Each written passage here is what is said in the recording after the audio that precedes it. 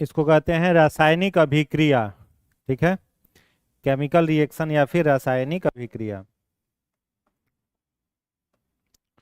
तो रिएक्शन जो होता है वो दो तरह का हो जाता है बेसिकली, एक हो जाता है फिजिकल रिएक्शन और एक केमिकल रिएक्शन। ठीक है, भौतिक परिवर्तन और रासायनिक परिवर्तन। तो फिजिकल रिएक्शन किसको कहते हैं? जो रिवर्सिबल रिएक्शन होता है उसको क्या बोलते हैं? फिजिकल। मतलब एक बार रिएक्शन होने के बाद वापस अपने अवस्था में अगर लौट आता है रिएक्शन तो उसको क्या कहते हैं? फिजिकल। और एक बार केमिकल रिएक्शन होने के बाद दोबारा अपने स्टेट में रिटर्न नहीं आए तो क्या कहलाएगा? Chemical reaction. ठीक है, अब जैसे मान लो हम कहें मोमबत्ती का जलना रासायनिक है कि भौतिक है? हाँ, रासायनिक। और मोम का पिघलना भौतिक। ठीक है, दोनों में अंतर है। समझ में आया? एक था मोमबत्ती का जलना, तो जल गया तो कार्बन डाइऑक्साइड, कार्बन उसका फ्री हो गया, कार्बन फ्री हो गया तो केमिकल रिएक्शन, वो रिटर्न नहीं आएगा। और मेल्टिंग ऑफ कैंडल क्या हो जाएगा? Physical change. तो all reversible reaction are chemical और इरिवर्सिबल रिएक्शन आर केमिकल। ठीक है, तो नेक्स्ट पॉइंट लिखिएगा, इसमें पहला पॉइंट लिखिएगा,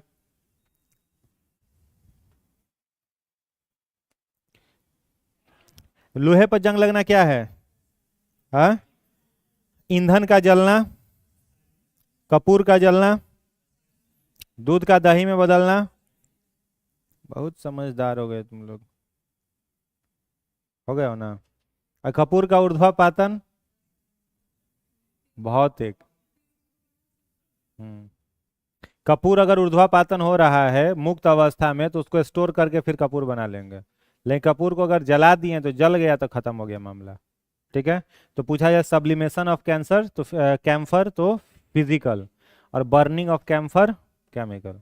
ठीक है, एक लाइन में लिखो ना, लिखना भौतिक परिवर्तन, डैश दे के लिखना भौतिक परिवर्तन,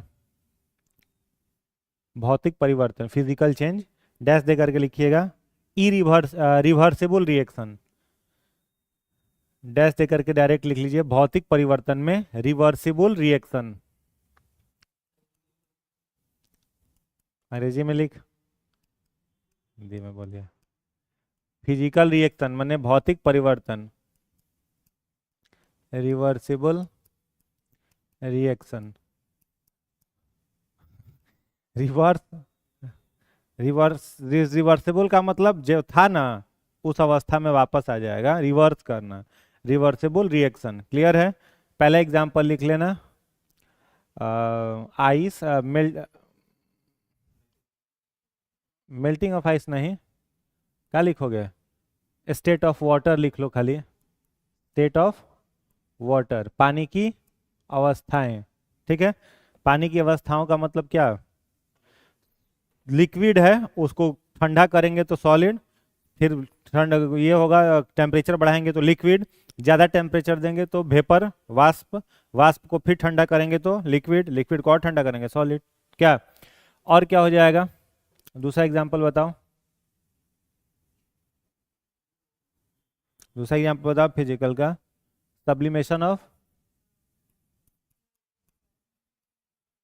सब्लिमेशन ऑफ कैम्फर, कपूर का ऊर्ध्वापातन, सब्लिमेशन ऑफ कैम्फर, कपूर का ऊर्ध्वापातन। हो गया? उसके बाद लिख लेना मेल्टिंग ऑफ वैक्स, मोम का पिघलना, मेल्टिंग ऑफ वैक्स, मोम का पिघलना।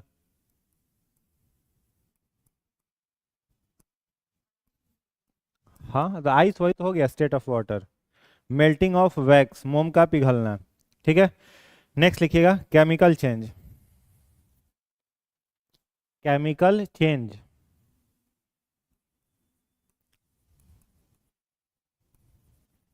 कल क्वेश्चन आप लोगों को मिल गया था ना? ठीक, उसका आंसर तो बता ही दिए हैं। क्या? उसको पूरा देख लेना है अच्छे से। केमिकल चेंज में लिखिएगा इरिवर्सिबल रिएक्शन। एग्जाम्पल में लिख लेना रस्टिंग ऑफ आयरन, लोहे पर जंग लगना। हाँ, हाँ, burning of candle, camphor, milk turn into curd,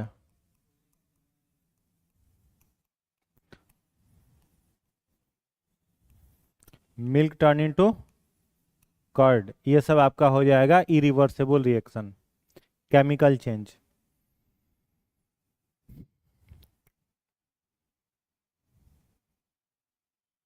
हो गया। अब कोई भी केमिकल रिएक्शन होगा उसमें दो चीजें भाग लेती हैं, एक ही चीज भाग लेता है, रिएक्टेंट, और रिएक्टेंट पार्टिसिपेट करके क्या बना देता है, प्रोडक्ट। ठीक है, तो रिएक्टेंट किसको कहते हैं, जो केमिकल रिएक्शन में भाग ले और उससे बनता है क्या, प्रोडक्ट। जैसे अगर एग्जांपल में बात करें, ए है प्लस बी है तो क्या बना, ए बी, या फिर ए बी है, यह टूटा तो क्या बना, ए और बी बना। ठीक है, तो ये क्या है, केमिकल रिएक्शन है। अब इस केमिकल रिएक्शन में एक लॉ है जिसको हम लोग कहते हैं law of conservation of mass, law of conservation of mass, यानी द्रव्यमान संरक्षण का सिद्धांत। ठीक है, तो द्रव्यमान संरक्षण का सिद्धांत यह कहता है कि अगर ए 30 ग्राम है, बी 40 ग्राम है, तो प्रोडक्ट कितना ग्राम होगा, 70 ग्राम होगा। यानी रासायनिक अभिक्रिया होने के बाद रिएक्टेंट के मास में कोई बदलाव नहीं आता। यह बात बताने वाला व्यक्ति कौन था, लेबवाइजर। किसने बताया था, लेबवाइजर ने बताया था। इनका नाम सुने ही हो, फादर ऑफ मॉडर्न केमिस्ट्री कौन है, जल्दी बोलिए, लेबवाइजर। ही पढ़ाए थे ना जी।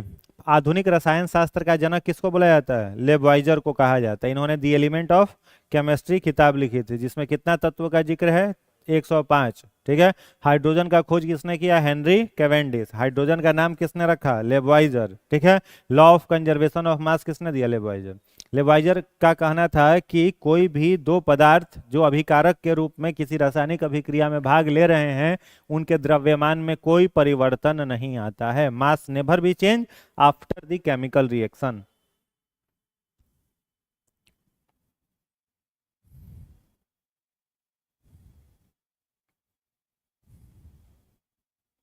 हो गया।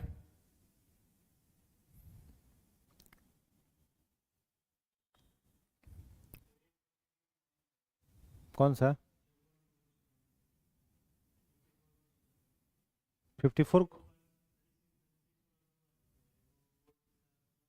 नहीं नहीं, दोबारा जो भिजवाए हैं, दो क्वेश्चन गया होगा। एगो 36 क्वेश्चन है, एगो 100 क्वेश्चन नहीं है। तो 100 क्वेश्चन को ना हम दो पार्ट में कराए थे, 50-50 करके।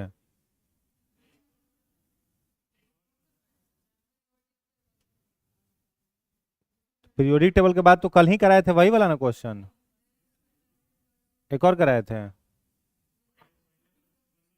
पहला एसिड बेस एंड सॉल्ट का 100 क्वेश्चन था, उसके बाद फिर एक कराए थे। अच्छा, क्या था, अच्छा तो उसमें क्या था क्वेश्चन, कुछ याद है, पहला दूसरा क्वेश्चन पीरियोडिक टेबल से था। अच्छा, ठीक है, हम देख लेते हैं, चला जाएगा वो भी। नेक्स्ट हेडिंग बनाइएगा, types of chemical reaction, types of chemical reaction.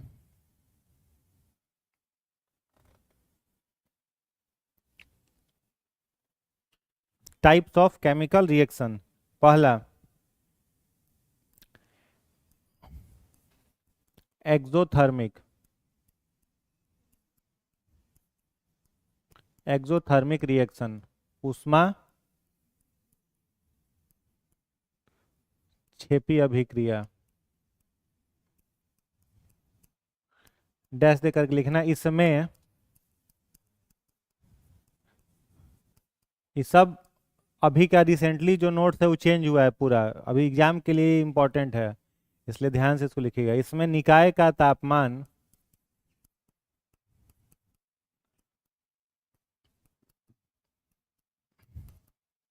बढ़ जाता है तथा निकाय का तापमान बढ़ जाता है तथा ऊष्मा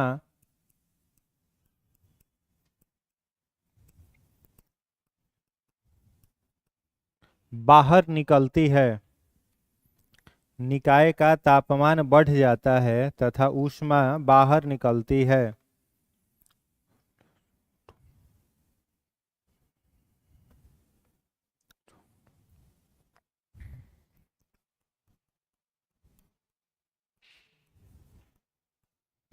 रिएक्शन लिख लीजिएगा इसका, CH4 प्लस 2O2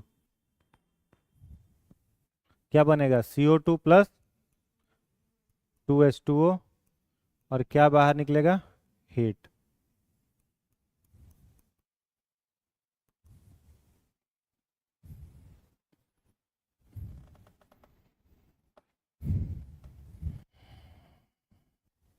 ये पहला एग्जाम्पल हो गया। दूसरा एग्जाम्पल, जल में CO2 का घुलना। तीसरा एग्जाम्पल, जल में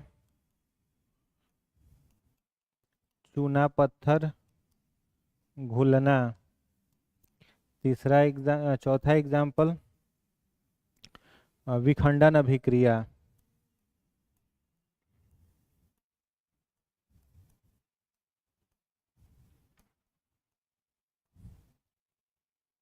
विखंडन अभिक्रिया।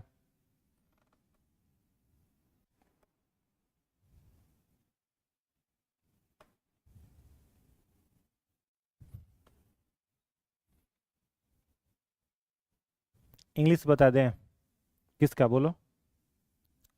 विखंडन, डिकम्पोजिशन रिएक्शन।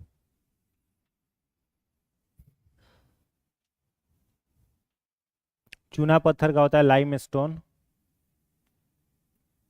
ठीक है, हो गया। तो एक्सोथर्मिक रिएक्शन किसको कहेंगे, जो रिएक्शन करवाओगे तो क्या मुक्त होगा वहां पर, हीट, उष्मा बाहर निकलना शुरू हो जाएगा, तो एक्सोथर्मिक। और इंडोथर्मिक ठीक इसका उल्टा, उसमें एनर्जी क्या होगा, एब्जॉर्ब करेगा। तो ये जो रिएक्शन दिख रहा है इसमें आपका हीट जो है यह बाहर निकल रहा है। पानी में कार्बन डाइऑक्साइड डालोगे तो बुलबुला निकलना शुरू हो जाएगा। जितने सारे एरिएटेड ड्रिंक्स होते हैं, एरिएटेड वाटर, सब में कौन सा गैस रहता है, कार्बन डाइऑक्साइड रहता है। पानी में चूना पत्थर डालना, चूना पत्थर को हम लोग क्या कहते हैं, क्या कहते हैं, लाइम स्टोन, क्या बोलते हैं, लाइम स्टोन। और बुझा हुआ चूना को क्या कहते हैं, स्लेक्ड लाइम। ठीक है, CaOH का होल 2, CaOH का होल 2, इसको क्या बोलेंगे, स्लेक्ड लाइम, मतलब बुझा हुआ चूना, स्लेक्ड लाइम हो गया। और ये क्या है, लाइम स्टोन। तो लाइम स्टोन खाली डाल दोगे चूना पत्थर में, बुलबुला निकलना क्या हो जाएगा, तुरंत शुरू हो जाएगा। ढेर डाल दोगे तो ब्लास्ट कर जाएगा, बाल्टी फाट उठ जाएगा। इतना हीट बाहर निकलेगा कि बाल्टी को क्या कर देगा, फाड़ देगा। तो जल में चूना पत्थर का घुलना, ये भी आपका एक्सोथर्मिक है। विखंडन अभिक्रिया जितना सारा, विखंडन मतलब टूटना, विखंडन माने टूटना। अब जैसे A B है, इसको हम कोई माध्यम दें, या तो हीट दें या इलेक्ट्रिसिटी दें, क्या, या फिर सनलाइट दें, किसी भी माध्यम से इसको, जैसे ही सन, लेकिन कोई ना कोई लगाना पड़ेगा कुछ इसमें। तो कुछ दोगे तो यह क्या होगा, टूटेगा, और टूट करके किस में बदल जाएगा, A और B में। तो यहां पर भी एनर्जी क्या होता है, रिलीज करता है। तो विखंडन अभिक्रिया के परिणाम स्वरूप भी एनर्जी रिलीज होता है। कोई दिक्कत इसमें नहीं। नेक्स्ट लिखिएगा, इंडोथर्मिक के बाद एक्सोथर्मिक, सॉरी, अच्छा एक्सोथर्मिक हो गया, इंडोथर्मिक लिखिएगा। इंडोथर्मिक रिएक्शन, ऊष्माशोषी अभिक्रिया।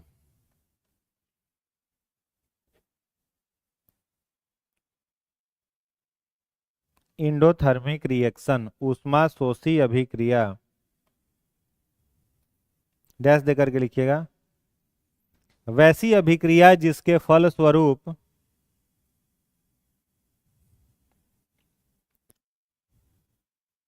निकाय का तापमान घट जाता है, निकाय का तापमान घट जाता है।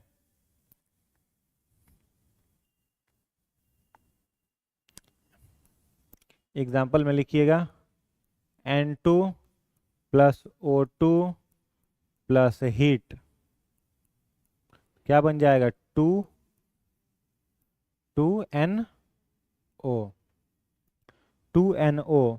यह पहला एग्जाम्पल लिख लीजिएगा। दूसरा एग्जाम्पल इसका लिख लीजिएगा, वाष्पोत्सर्जन इवोपोरेशन, वाष्पोत्सर्जन इवोपोरेशन। तीसरा एग्जाम्पल लिख लेना, वाष्पीकरण ट्रांसपीरेशन।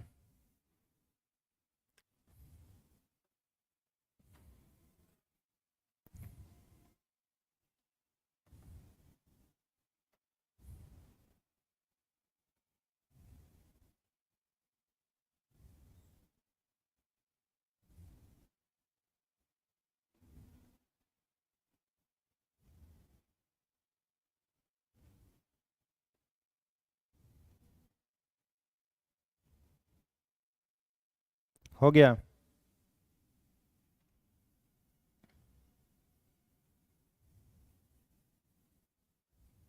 इसमें कोई दिक्कत नहीं ना? इससे क्वेश्चन एग्जाम में आया हुआ है, दोनों से, 65 में भी है 66 में भी है। घड़ा में क्या होता है बताओ? घड़ा के पानी में वाष्पन की वाष्पोत्सर्जन, इन दोनों में से बताओ। Option C. हाँ, घड़ा के पानी में होता है इवोपोरेशन। और प्लांट्स में क्या होगा? ट्रांसपिरेशन। ये 65 का भी क्वेश्चन है, 66 का भी है। गर्मियों में घड़ा का पानी ठंडा होता है किस कारण से? वाष्पोत्सर्जन। पेड़ अपने तापमान को मेंटेन रखता है, वाष्पीकरण। याद रहेगा। प्लांट में स्टोमाटा से फोटोसिंथेसिस के बाद पानी निकलता है ना, फोटोसिंथेसिस का इक्वेशन क्या हमने लिखवाया था? 6CO2 12H2O plus heat, chlorophyll और सनलाइट। फोटोसिंथेसिस जो था उसमें था 6CO2 प्लस 12H2O, सनलाइट और क्लोरोफिल। क्या बन रहा था? C6H12O6 प्लस 6CO2 मारेंगे ना, O2 प्लस 6H2O, ये था ना। तो यहाँ पर क्या ऑक्सीजन रिलीज हो रहा है और लास्ट में क्या बच गया? पानी। तो ये पानी वह किसके थ्रू मुक्त कर देता है? रंध्र। किसके द्वारा बाहर करता है? रंध्र से, स्टोमाटा से।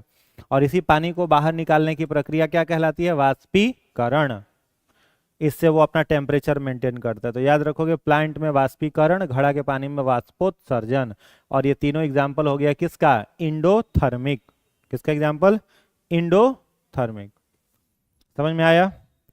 तीसरा टाइप लिखिएगा, तीसरा टाइप लिखिएगा विस्थापन अभिक्रिया। विस्थापन अभिक्रिया, हाँ, डिस्प्लेसमेंट रिएक्शन। विस्थापन अभिक्रिया, डिस्प्लेसमेंट रिएक्शन।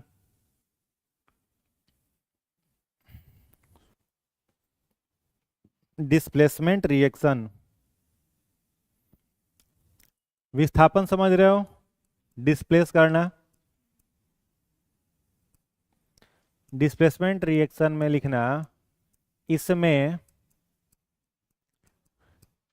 एक अभिकारक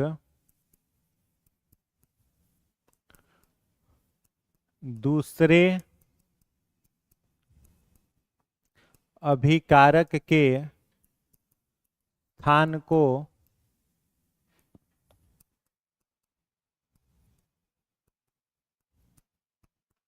बदल देता है, जो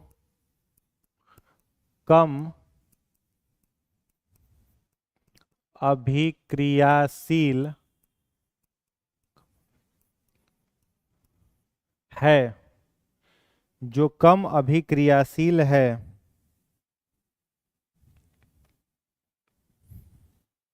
एग्जाम्पल लिख लो।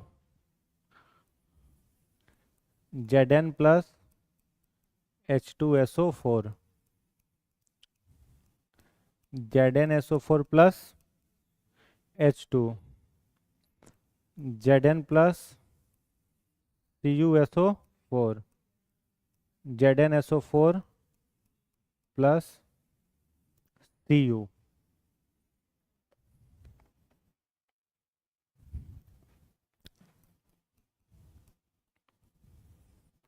Fe plus CuSO4, FeSO4 plus Cu।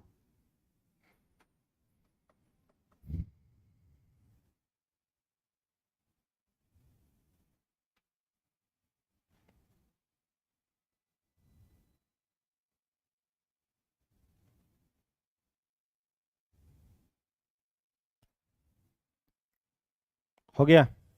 तो विस्थापन में क्या होता है? जो रिएक्टिविटी सीरीज में हाईली रिएक्टिव एलिमेंट हैं, वो लेस रिएक्टिव एलिमेंट को क्या कर देता है? भगा देता है, डिस्प्लेस कर देता है। नहीं समझ में आया? दो दोस्त है खूब बढ़िया, दोनों साथ में है, बहुत सारा वादा कर चुका है, लेकिन तीसरा वो कैरेक्टर घुस जाए सरकारी नौकरी वाला, तो सरकारी नौकरी वाला क्या कर देगा? डिस्प्लेस नहीं कर देगा? क्यों डिस्प्लेस कर देगा? वो हाईली रिएक्टिव मेटल है। और जो बेरोजगार है वो क्या है, कम रिएक्टिव मेटल है। तो कम रिएक्टिव वाला तो ऐसे ही, जैसे पीरियोडिक टेबल में सबसे ज्यादा लात खाता है कौन, हाइड्रोजन। कौन सबसे ज्यादा पिटाता है, हाइड्रोजन पिटाता है।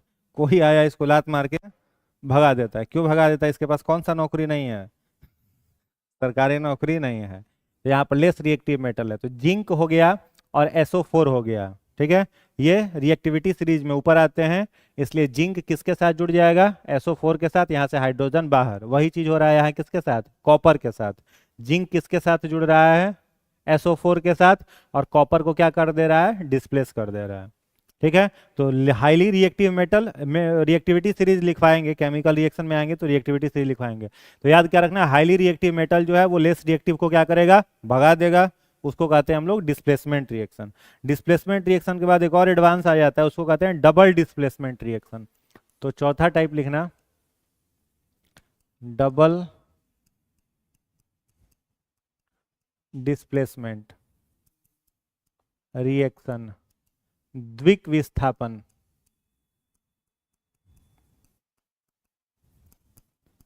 द्विक विस्थापन अभिक्रिया, डबल डिस्प्लेसमेंट रिएक्शन लिखिएगा। इस अभिक्रिया में दोनों अभिकारक एक दूसरे के स्थान को, दोनों अभिकारक एक दूसरे के स्थान को बदल देते हैं। दोनों अभिकारक एक दूसरे के स्थान को बदल देते हैं।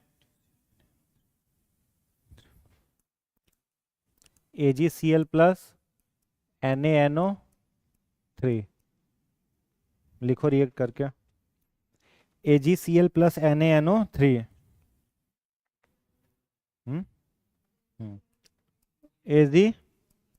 AgNO3 plus NaCl। तो यहाँ पर डबल डिस्प्लेसमेंट हो रहा है,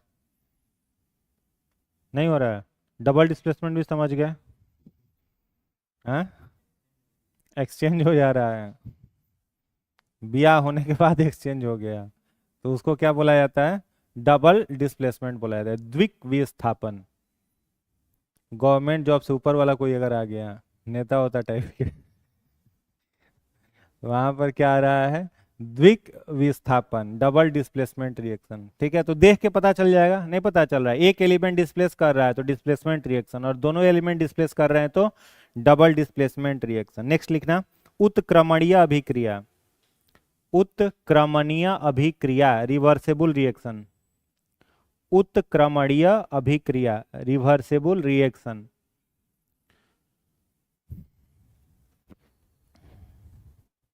डैश देकर के लिखिएगा, यह दोनों दिशाओं से संभव है। यह दोनों दिशाओं से संभव है। दोनों दिशाओं से संभव है।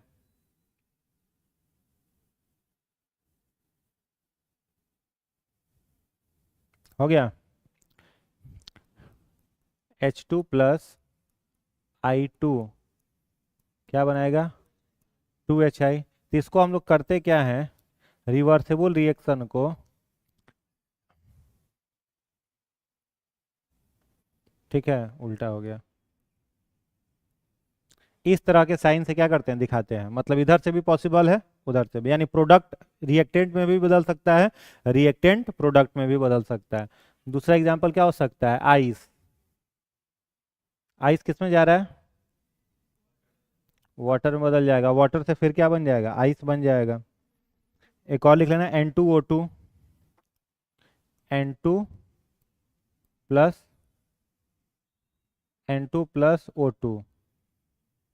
ठीक है, ये क्या बना लेगा, 2NO। मतलब रिवर्स से रिएक्ट करे, प्रोडक्ट रिएक्टेंट में भी बदल जाए, रिएक्टेंट प्रोडक्ट में भी बदल जाए। उसके बाद लिखिएगा, इरिवर्सेबल रिएक्शन, अनुत्क्रमणीय अभिक्रिया। अनुत, अनु खाली लगा दो, बस हो गया, अनुत्क्रमणीय अभिक्रिया, इरिवर्सेबल रिएक्शन। डैश देकर लिखिएगा, यह दोनों दिशाओं से संभव नहीं है। यह दोनों दिशाओं से संभव नहीं है, ठीक है, यह दोनों दिशाओं से संभव नहीं है। हो गया। एग्जाम्पल लिख लेना, C+O2 CO2, C+O2 CO2। दूसरा एग्जाम्पल लिख लेना 2Mg+O2, 2Mg+O2 क्या बन जाएगा? 2MgO। ठीक है। अब इसमें हम लोग पदार्थ के सब अवस्था के अनुसार देखना पड़ेगा हम लोगों को, सब अवस्था के अनुसार। अब देखो, जैसे मान लो है पदार्थ की मुख्य रूप से अवस्थाएं कौन कौन सी हैं? सॉलिड, लिक्विड और गैस, यही ना तीनों है। ठीक है। अब सॉलिड में आप लोगों को एक चीज सबको मालूम ही है कि अगर हम पूछे कि बताओ डिफ्यूजन जो है, डिफ्यूजन का मतलब विसरण, क्या डिफ्यूजन सबसे ज्यादा किस में हो सकता है? तो क्या बोलोगे? सॉलिड में होगा। गैस में, गैस के बाद लिक्विड में, और लिक्विड के बाद सॉलिड में। क्या डिफ्यूजन मतलब transfer of air from higher to lower concentration. दूसरा अगर हम पूछे काइनेटिक एनर्जी सबसे ज्यादा गैस में, गैस के बाद लिक्विड में, और लिक्विड के बाद काइनेटिक एनर्जी सबसे ज्यादा किस में? गैस में। गतिज ऊर्जा ½ mv²। तीसरा अगर पूछे इंटर मोलिकुलर स्पेस, अंतः आणविक स्थान, इंटरमोलिकुलर स्पेस सबसे ज्यादा गैस, फिर लिक्विड, फिर सॉलिड। अगर पूछे आपसे इंटर मोलिकुलर अट्रैक्शन फोर्स, अंतः आणविक आकर्षण बल सबसे ज्यादा सॉलिड, सॉलिड के बाद लिक्विड, लिक्विड सबसे कम किसमें होगा? सबसे कम हो जाएगा गैस में, होगा ना जी। और कुछ होता है और निकल सकता है, जैसे और क्या देख सकते हैं? एक्सपेंशन देख सकते हैं, प्रसार सबसे ज्यादा प्रसार किसका होता है? गैस का होता है। तो इसमें एक चीज आपको देखने के लिए मिल रहा है कि गैस जो होता है इसमें कई तरह की प्रॉपर्टी आपको देखने के लिए मिलती है। जैसे गैस जो होता है इसका शेप भी जो है वह कैसा है? फिक्स नहीं है। गैस का शेप फिक्स है? अनफिक्स है। गैस का वॉल्यूम जो है, आयतन, यह भी क्या है? अनफिक्स है। गैस कैन बी कॉम्प्रेस, बाकी सॉलिड लिक्विड कॉम्प्रेस होगा क्या? नहीं होगा। कॉम्प्रेस केवल कौन हो सकता है? गैस हो सकता है। इस कारण से सॉलिड और लिक्विड इन दोनों में कोई नियम लागू होता ही नहीं है। केवल कुछ नियम लागू होते हैं किसके साथ? गैस के साथ। और गैस के साथ जो नियम लागू होते हैं उसको गैसियस लॉ कहा जाता है। और गैस के साथ नियम क्यों लागू हो सकते हैं? क्योंकि गैस में शेप भी फिक्स नहीं है, इसका वॉल्यूम भी फिक्स नहीं है। इस कारण से कभी तापमान बढ़ाया जाता है तो गैस के साथ कुछ परिवर्तन देखने के लिए मिलता है, वॉल्यूम को कांस्टेंट कर दोगे तो कुछ परिवर्तन देखने के लिए मिलेगा। तो इनके आधार पर मुख्य रूप से 3 अलग अलग गैस नियम बने। ठीक है, ठीक है। जैसे चार्ल्स लॉ बना, बॉयल्स लॉ बना, गे-लुसाक लॉ बना। ठीक है, मुख्य रूप से कितने ने? हाँ, एवोगाड्रो भी है, लेकिन 3 नियम मेनली जिससे क्वेश्चन बनता है। ठीक है, चार्ल्स का लॉ, बॉयल्स लॉ और गे-लुसाक का लॉ, ये तीनों किस में लागू होते हैं? गैस पर। सॉलिड लिक्विड पर कोई नियम लागू नहीं होता। तो लिखिएगा गैसियस लॉ, गैसियस, गैसीय नियम, गैसीय नियम, गैस लॉ लिखिएगा।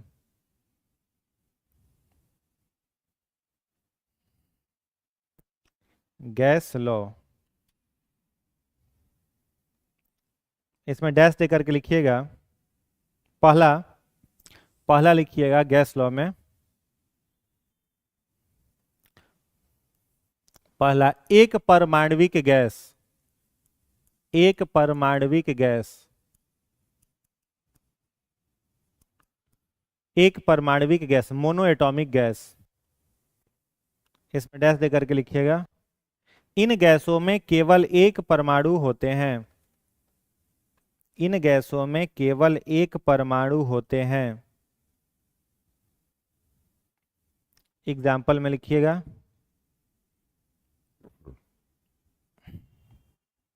इनर्ट गैस, एग्जाम्पल में लिख लीजिए इनर्ट गैस, एक परमाणविक गैस, एग्जाम्पल में इनर्ट गैस।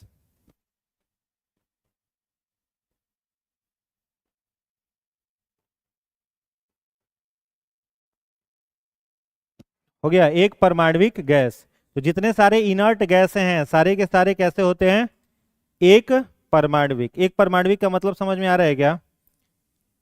हाँ, जिसमें एक ही परमाणु हो। जैसे पूछा जाए आर्गन, तो आर्गन में O2 लिखा रहता है क्या? ऑक्सीजन कैसा गैस है? द्विपरमाणविक हो गया, दो ऑक्सीजन मिलेगा तब ना बनेगा। नाइट्रोजन N2 तो भी द्विपरमाणु हो गया। लेकिन जो इनर्ट गैस होते हैं उनमें कितना परमाणु होता है? केवल एक होता है। जैसे Ar हो गया, Ne हो गया, क्या Xe हो गया, Rn हो गया, ये सब में आपका सिंगल परमाणु मिलेगा। दूसरा लिखिएगा डाई एटॉमिक गैस।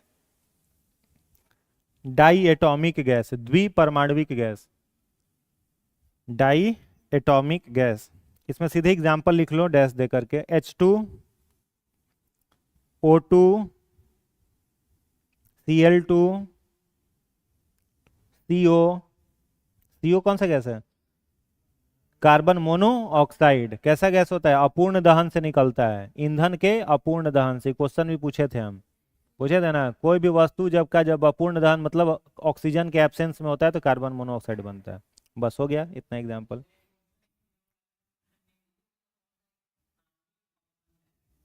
आणविक,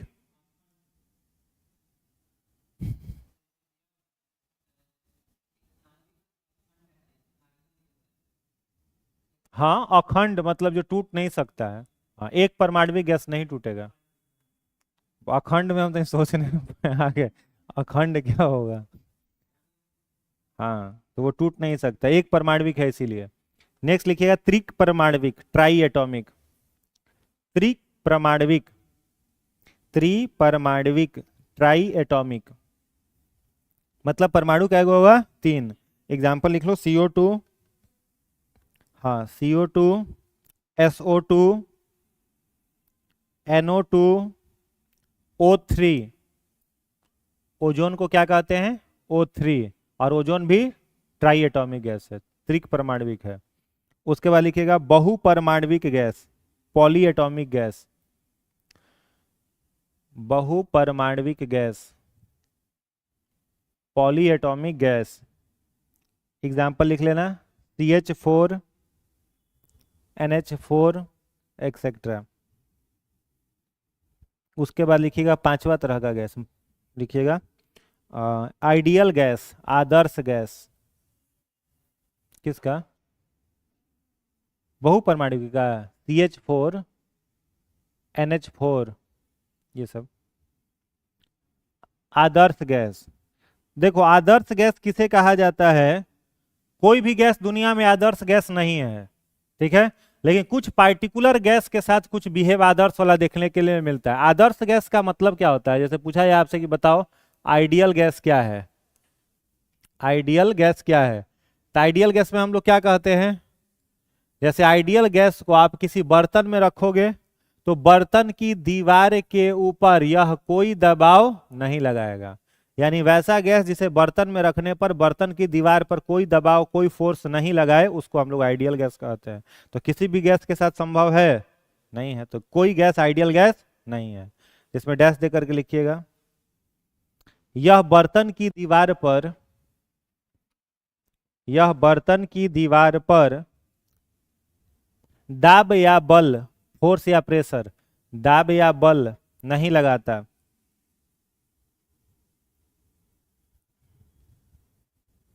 इसी में नोट में लिखिएगा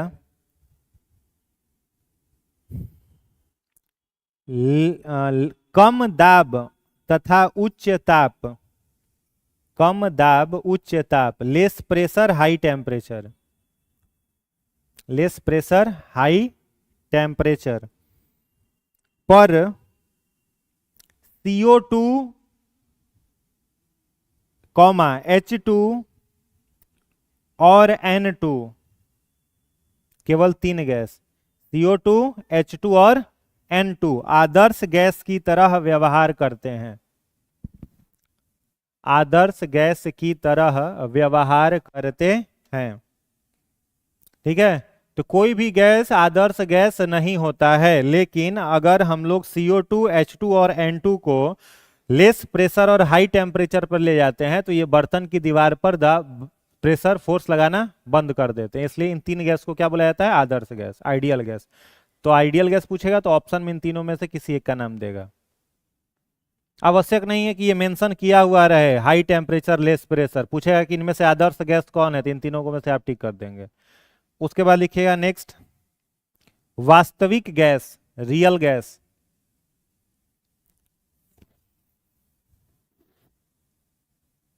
वास्तविक गैस, रियल गैस, डैश देकर के लिखना है। ये बर्तन की दीवार पर बल या दाब, फोर्स और प्रेशर, बल या दाब लगाती हैं,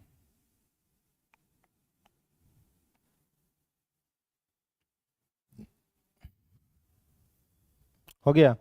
सभी गैसें कैसी गैस हैं, वास्तविक। All gases are real gas, ठीक है। नेक्स्ट पॉइंट लिखिएगा, किसी भी गैस में मुख्य 3 गुण पाए जाते हैं। किसी भी गैस में मुख्य 3 गुण पाए जाते हैं। पहला प्रेशर, दूसरा टेम्परेचर, और तीसरा वॉल्यूम। प्रेशर को P से, टेम्परेचर को T से, वॉल्यूम को V से डिनोट करते हैं। सभी गैसों में 3 तरह के का गुण दिखाई देता है, प्रेशर, टेम्परेचर, वॉल्यूम। अब इसी में से किसी एक को हम लोग कांस्टेंट करते हैं ना, तो अलग अलग नियम निकल जाता है। जैसे अगर प्रेशर को कांस्टेंट कर देंगे, केवल रिलेशन देखेंगे टेम्परेचर और वॉल्यूम में, ठीक है, तो चार्ल्स का लॉ बन जाएगा।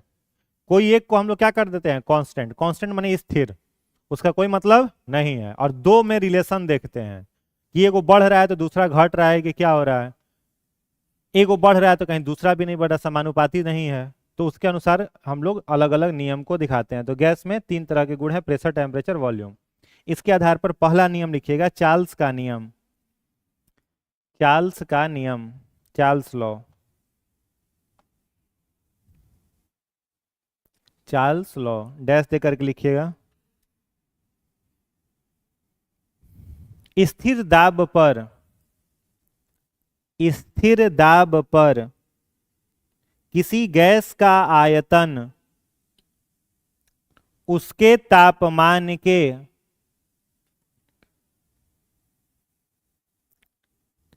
समानुपाती, डायरेक्टली प्रोपोर्शनल, ठीक है, समानुपाती होता है, समानुपाती होता है। फॉर्मूला इसका लिख लीजिएगा, T1/V1 बराबर T2/V2।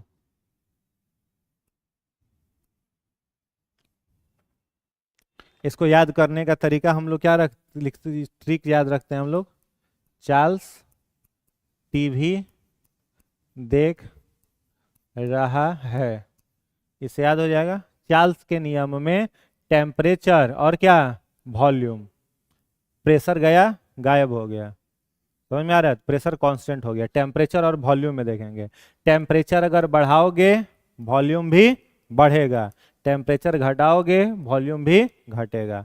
समानुपाती का मतलब क्या होता है, साथ साथ बढ़ेगा साथ साथ घटेगा, डायरेक्टली प्रोपोर्शनल। एक क्वेश्चन लिखिएगा, एक क्वेश्चन लिखिए, देखिएगा 15 डिग्री सेल्सियस पर एक गैस का आयतन, आयतन माने वॉल्यूम 360 ml है, हाँ 360 ml है। यदि दाब को स्थिर रखा जाए,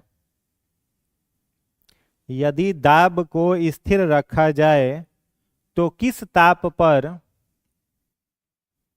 गैस का आयतन, गैस का आयतन 400 ml हो जाएगा।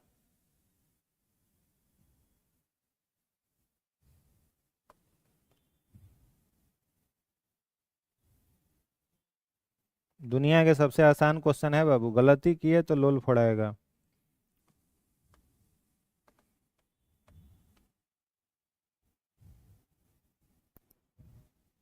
1500 डिग्री सेल्सियस दिया हुआ है ना, तो डिग्री सेल्सियस को हम लोग कन्वर्ट करेंगे किस में,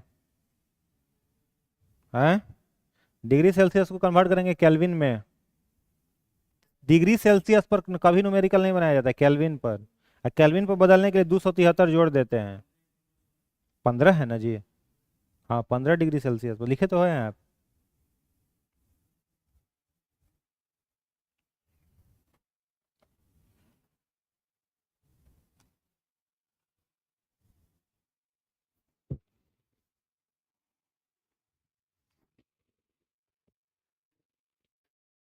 फिर जो केल्विन में आएगा ना, कितना केल्विन आ रहा है बताइए?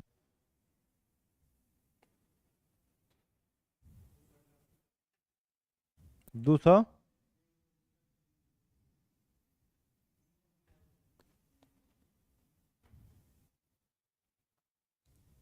इसमें निकालना क्या है पहले ही बताओ।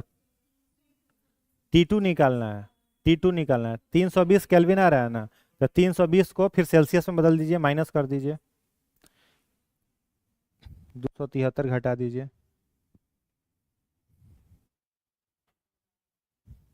कितना आ रहा है? 57। 47 आएगा ना?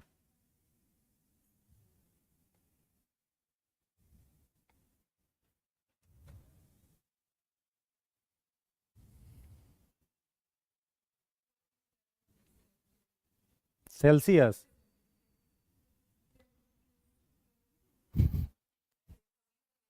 320 केल्विन था, फिर 273 उसमें घटाई ना तुम, तो घटाई तो फिर सेल्सियस में आ गया।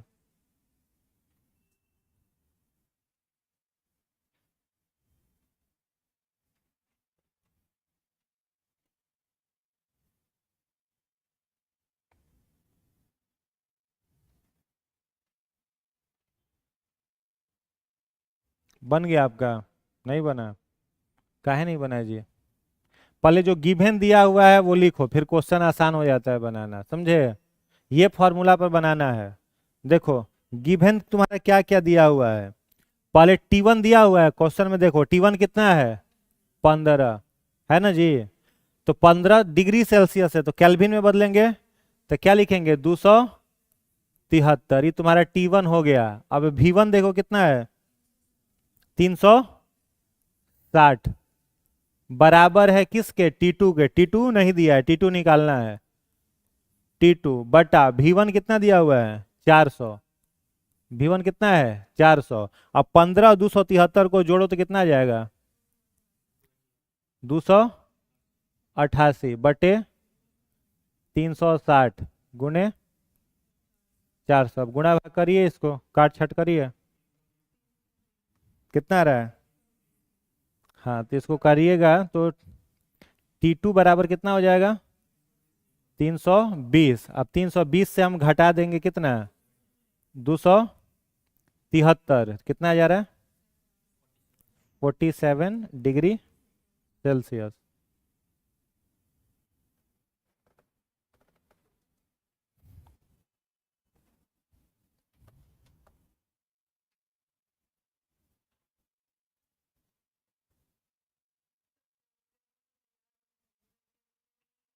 कैसे आ जाएगा?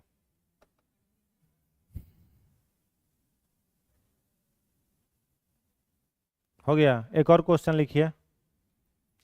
स्थिर दाब पर किसी गैस का, स्थिर दाब पर किसी गैस का 27 डिग्री सेल्सियस पर आयतन, दाब पर किसी गैस का 27 डिग्री सेल्सियस पर आयतन 200 ml है, 200 ml।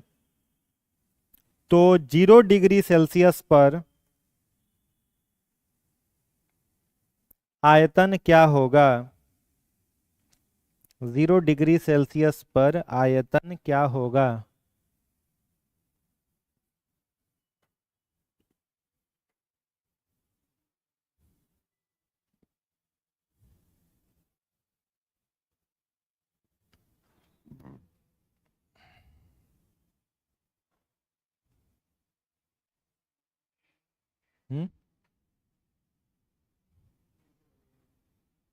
फॉर्मूला गिवन लिखो फॉर्मूला पर बैठा के, अब फिर केल्विन को सेल्सियस में बदलो, केल्विन को सेल्सियस में, सेल्सियस को केल्विन में करो।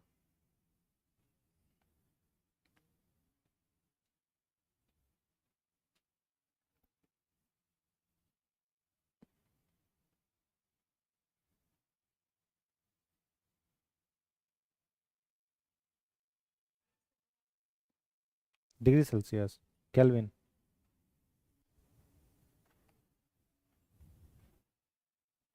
182 डिग्री सेल्सियस, ठीक है। 182 आया, केल्विन है।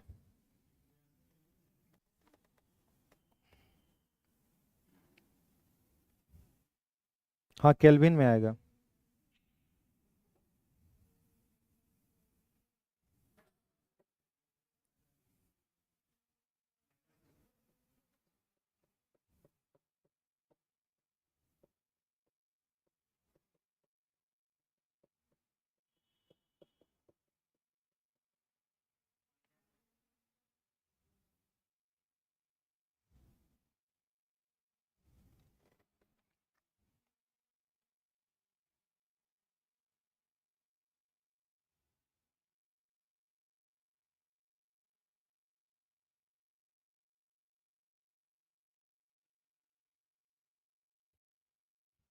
केल्विन में बताओ, 182 आ गया ना, 182, ठीक है।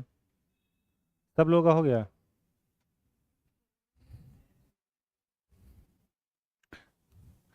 क्या क्या दिया हुआ है बताइए, बन जाए। पहले तो फॉर्मूला लिख लो, T1/V1/T2/V2, ये हो गया।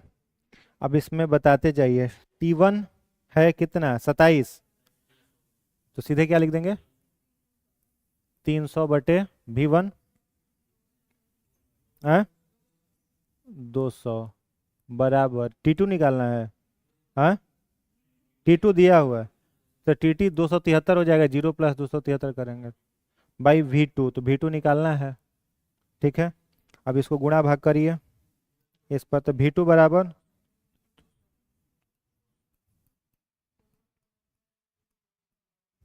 बाई 300, V2 को इधर ले जाएंगे, हाँ दोनों जीरो कैंसिल, कितना आ रहा है फाइनल बोलना, 182। काट दीजिए, छांट दीजिए, तुम लोग काटते छांटते रहना। चलो नेक्स्ट लिखना, बॉयल्स का नियम, बॉयल्स लॉ, बॉयल्स का नियम, बॉयल्स लॉ।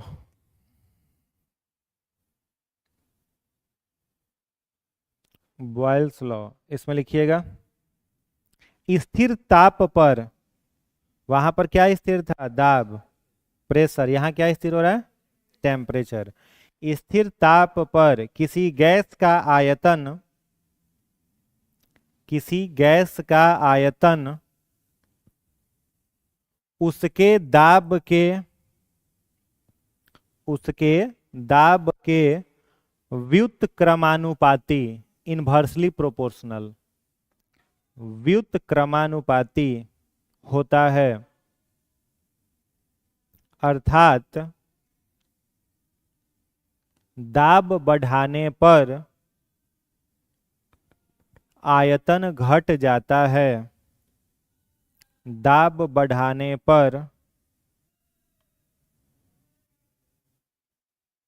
आयतन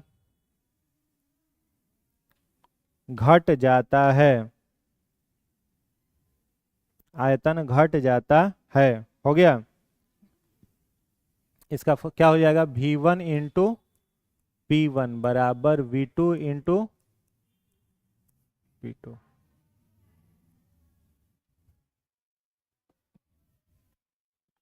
टेम्परेचर कांस्टेंट हो गया, ठीक है। अब जैसे मुंह से गर्म हवा निकालना है, तो मुंह छोटा करके फूकोगे तो गर्म हवा निकलेगी, बड़ा करके, बड़ा करके, तो आयतन क्या करे, बढ़ाए, तो टेम्परेचर क्या हो गया, टेम्परेचर क्या हो गया, घट गया। तो सीधे इसमें क्या दिया हुआ है, मतलब बहुत टेम्परेचर का, और इसका हम लोग ये देखते हैं कि टेम्परेचर टेम्परेचर अगर बढ़ाएंगे, टेम्परेचर तो कांस्टेंट है ना, वॉल्यूम बढ़ाएंगे तो प्रेशर क्या होगा, घटेगा। ठीक है, यानी एक को बढ़ाएंगे तो दूसरा इसमें कम होगा। इससे भी एक दो क्वेश्चन बना लीजिए। लिखिएगा 700 mm H G, 700 mm H G के दाब पर किसी गैस का आयतन 500 ml है।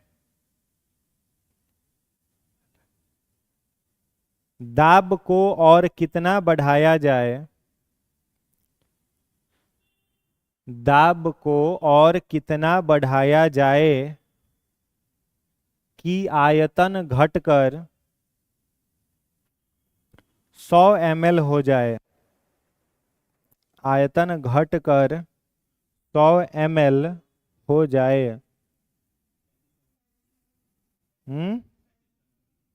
3500, प्रेशर 3500 बढ़ाएंगे ना, और फिर 3500 में से 700 को घटाओगे भी तो। हाँ, 700 माइनस ना करोगे तब ना आएगा। 2800 एच जी।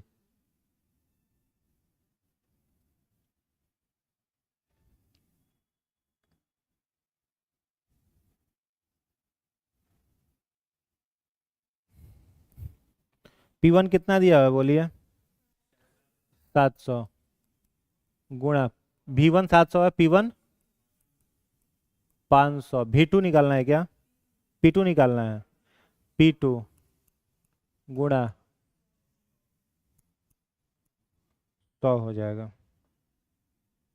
ठीक है, तो P2 कितना आ जा रहा है काट छाट करने पर, 3500, और इनिशियल कितना दिया हुआ है, 700 एच जी है ना। हाँ, तो 3500 माइनस 700 कर देंगे तो P2 आ जाएगा आपका 2800।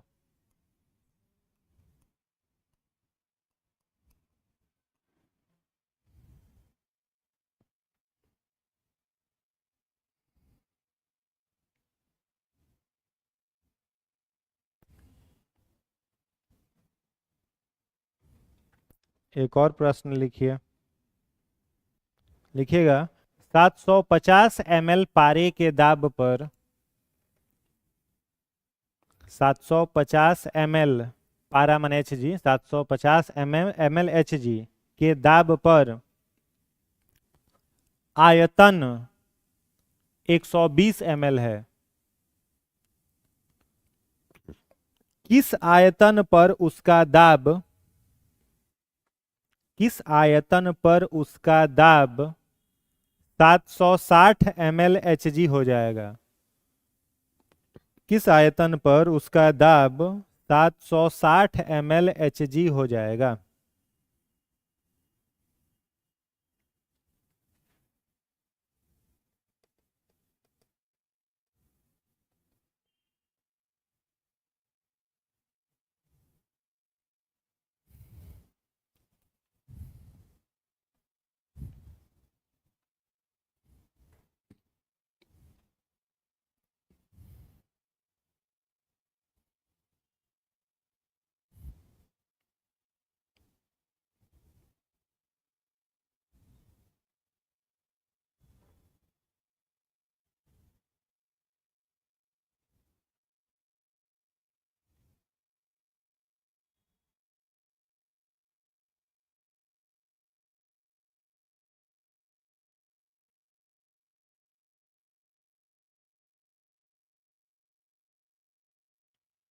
आंसर बताएं क्या, तो दिक्कत हो रहा होगा। इसका आंसर आएगा 118.42 ml, 118.42 ml।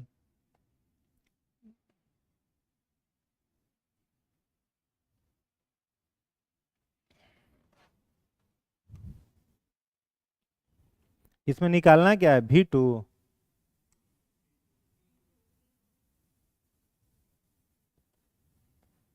P2 निकालना है।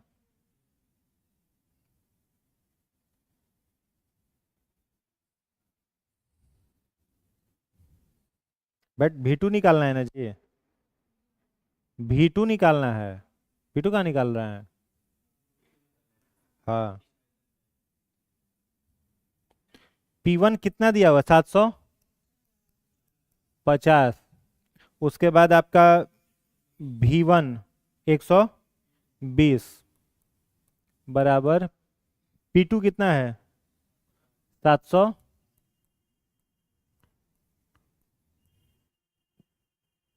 V2 इसका पूरा प्रोसेस करोगे, काट छाट करोगे, हाँ, तो आ जाएगा आपका V2 बराबर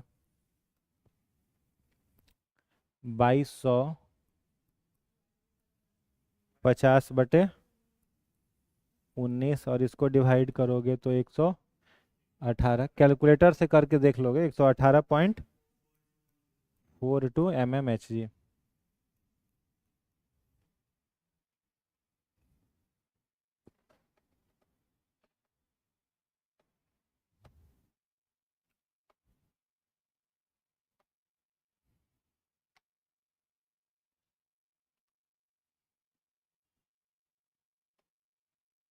बना। न्यूमेरिकल आप लोगों से नहीं पूछेगा, अभी तक बीपीएससी नहीं पूछा है, हो सकता है आ जाए, लेकिन पूछेगा वही, टेम्परेचर कांस्टेंट है तो कौन सा नियम है, प्रेशर कांस्टेंट है तो कौन सा नियम है, वॉल्यूम कांस्टेंट है तो कौन सा नियम है, बस यही पूछेगा। इससे ज़्यादा दिक्कत नहीं होगा क्या?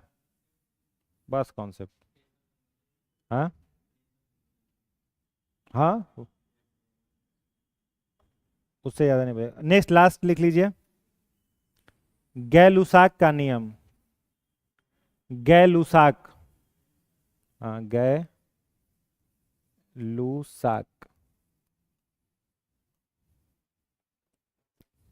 गै-लुसाक का नियम, गै-लुसाक लॉ। इसमें डैश दे करके लिखिएगा। इसे दाब का नियम भी कहते हैं, लॉ ऑफ प्रेशर। इसे दाब का नियम भी कहते हैं।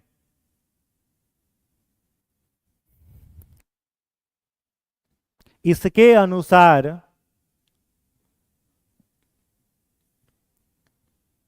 नियत आयतन पर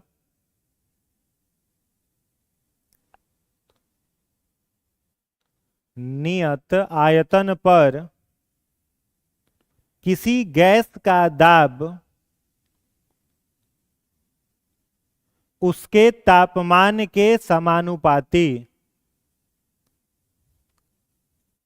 उसके तापमान के समानुपाती होता है, इनडायरेक्टली प्रोपोर्शनल, समानुपाती होता है, अर्थात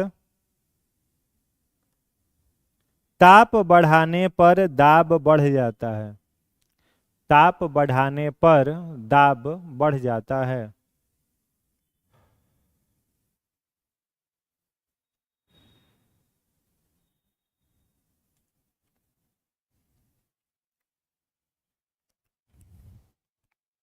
क्या हो जाएगा? P1/P2/T2। इस पर भी एक क्वेश्चन बना लीजिए, लिखिएगा 0 डिग्री सेल्सियस पर किसी गैस का दाब, 0 डिग्री सेल्सियस पर किसी गैस का दाब 120 mmHg है, 120 mmHg है, तो 27 डिग्री सेल्सियस पर उसका दाब क्या होगा? 27 डिग्री सेल्सियस पर उसका दाब क्या होगा?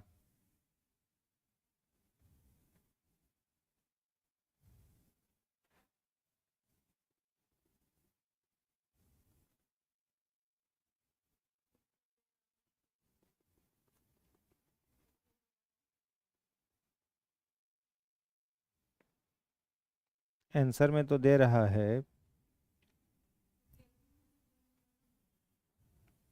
131.86 mmHg, 131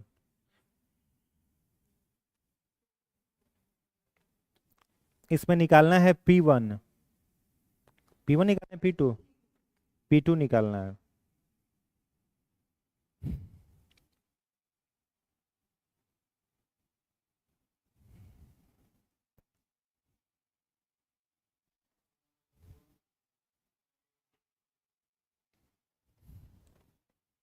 P1 हो जाएगा 120 बाई T1 273।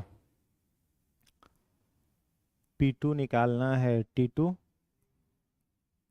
300।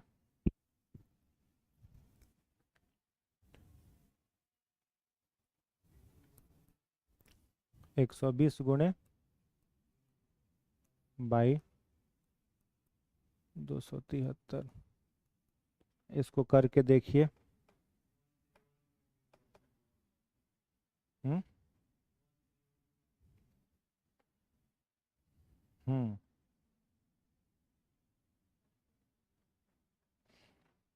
ये कटेगा कितना बार में? 91 140 वन। मोबाइल से करो ना, इसको 40 आ जाएगा केवल, करके देख लो एक बार। हम्म, तो कितना हो जाएगा? 4×3 = 12। हम्म तो 1200 हो जाएगा ना, 12,000 बटे 91। इसको घटाओ, इसको काट के देखो, आ रहा है ना? 131 पॉइंट।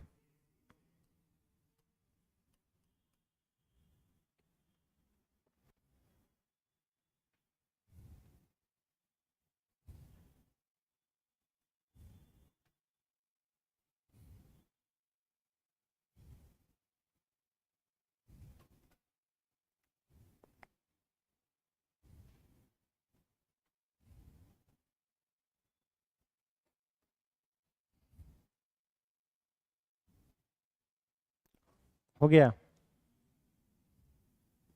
एक हेडिंग बनाइएगा, गैस समीकरण, गैस इक्वेशन, गैस समीकरण, गैस इक्वेशन।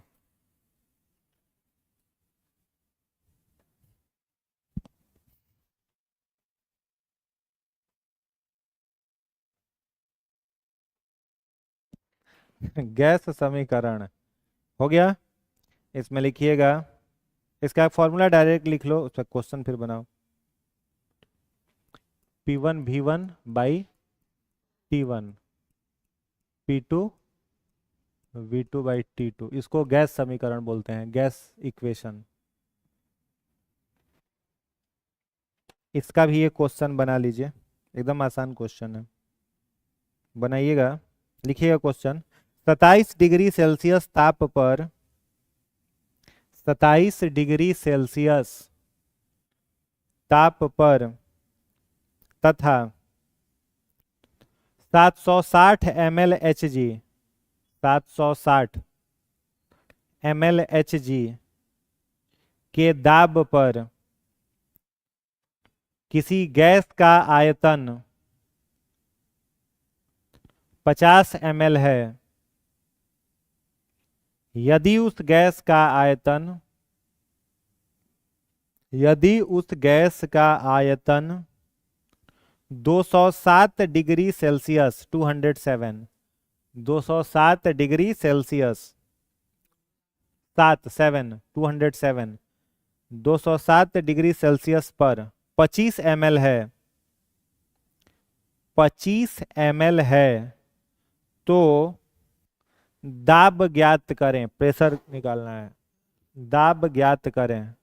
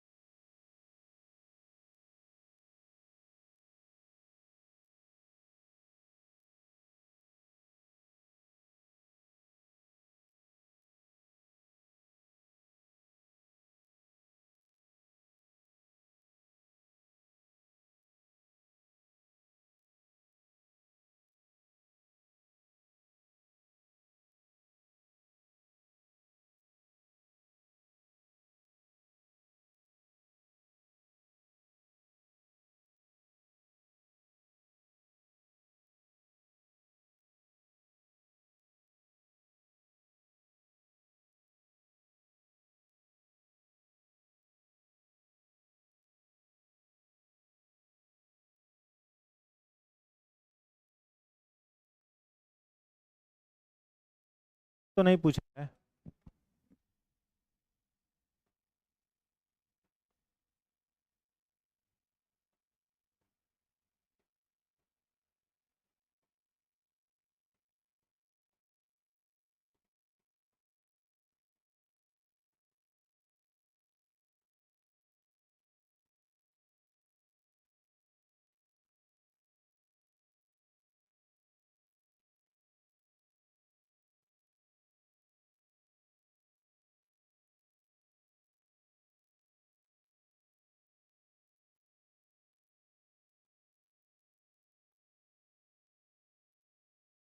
इसको रिवाइज कर लीजिएगा। ठीक है, पानी वगैरह का कुछ क्वेश्चन है कि पानी की अस्थाई कठोरता क्या होती है, अस्थाई कठोरता क्या होती है, अस्थाई कठोरता दूर करने के लिए क्या मिलाया जाता है, अस्थाई कठोरता दूर करने के लिए क्या मिलाया जाता है। क्वेश्चन तैयार है, तो आज क्वेश्चन नहीं करा रहे हैं। ठीक है, नेक्स्ट है, क्वेश्चन भी हो जाएगा। मेनली दो चैप्टर आप लोगों का बाकी रह गया, मेटल का कंपाउंड, नॉन मेटल का कंपाउंड। मेटल कंपाउंड माने कार्बन का, मेटल का कंपाउंड